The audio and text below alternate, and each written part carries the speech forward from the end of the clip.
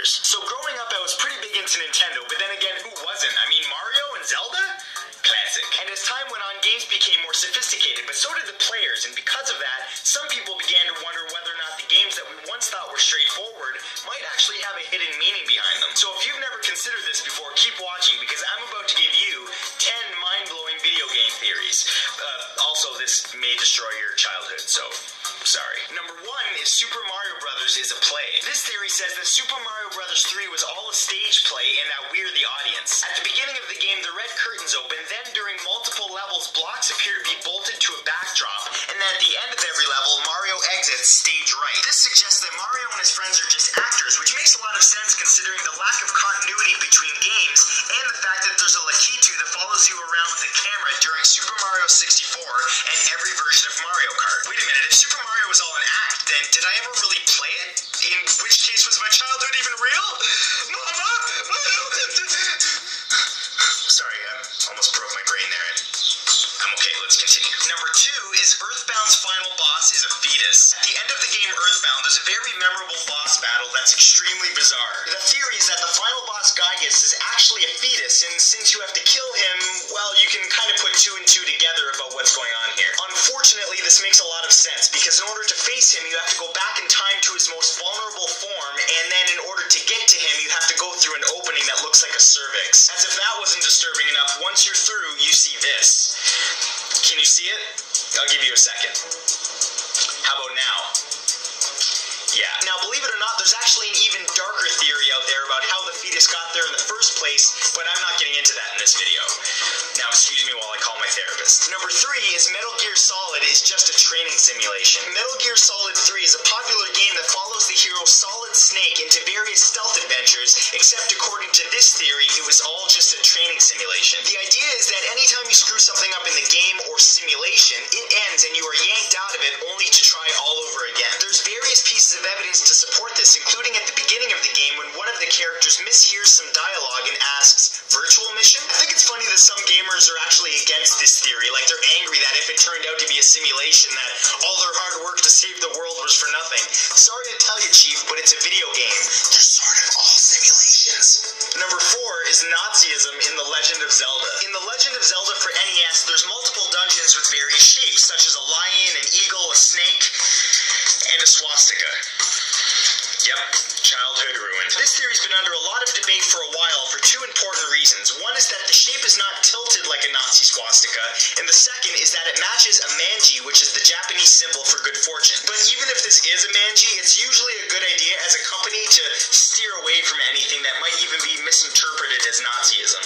You know, just as a general good rule of practice. Number 5 is the hero in Mass Effect 3 is possessed. The idea behind this theory is that the hero of the game, Shepard, that's been fighting the aliens was actually being possessed by them all along. This theory is based on a couple things. The first is that the longer that you're around the aliens in the game, the more likely you are to be possessed by them, and Shepard was around them for 3 games. The second is that during the game he gets blasted by Reaper energy, which suddenly makes some of the rules and visuals of the game change. There's even a 2-hour fan-made video on YouTube that picks apart every clue to support this theory, which is awesome, except being possessed? Come on, that's a little far-fetched.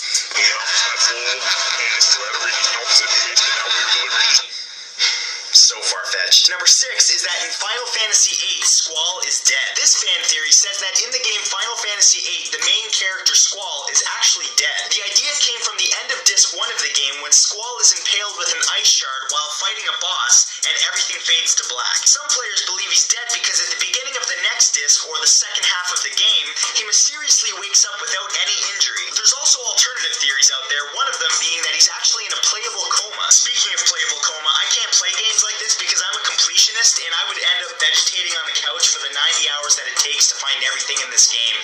Same thing happened during Super Metroid.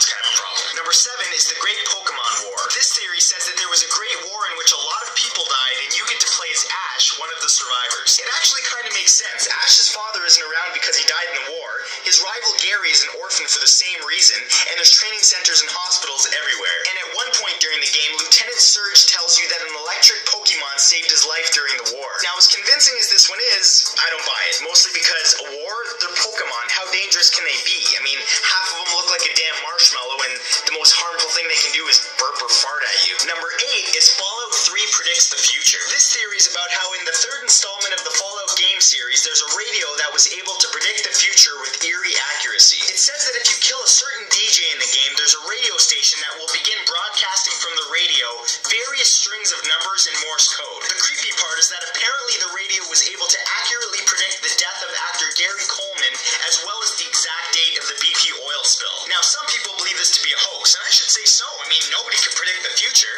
Look at my parents. They always said I would grow up to do great things. And now I make videos on YouTube.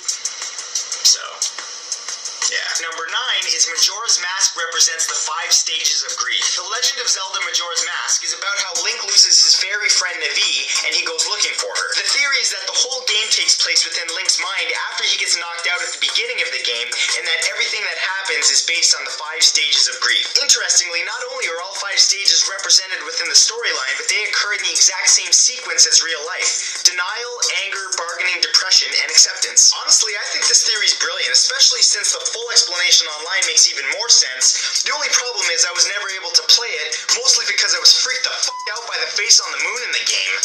Look at that! Who designed this game? Freddy Krueger? And number 10, Animal Crossing is about a child abducting cult. If you've never heard of this game, that's okay. I didn't either. And I kind of wish I hadn't. This game is about a kid that moves into a village full of talking animals and has to work off his debt by doing chores for them. The theory is that the animals actually abducted the kid and are making him their slave. Disturbingly, this bizarro theory actually makes sense for a couple reasons. The first is that the animals never let the kid leave the city, and the second is that you're perpetually in debt because even when you pay it off, they just up it again. Did I mention that the game has no overall objectives or missions? Yeah, weird. I suggest if you don't want to teach your kid about cult activity, you don't let him play this game. Unless, of course, you're a Scientologist, in which case it's par for the course. Anyways, that's all for this video, guys. I hope you enjoyed it, and I hope your childhood wasn't ruined, because mine surely was. If you want to add me to Facebook and Twitter, the links to those will be in the description, along with all my other social networking sites. And other than that, I will see you guys next Saturday with a brand new video. Peace.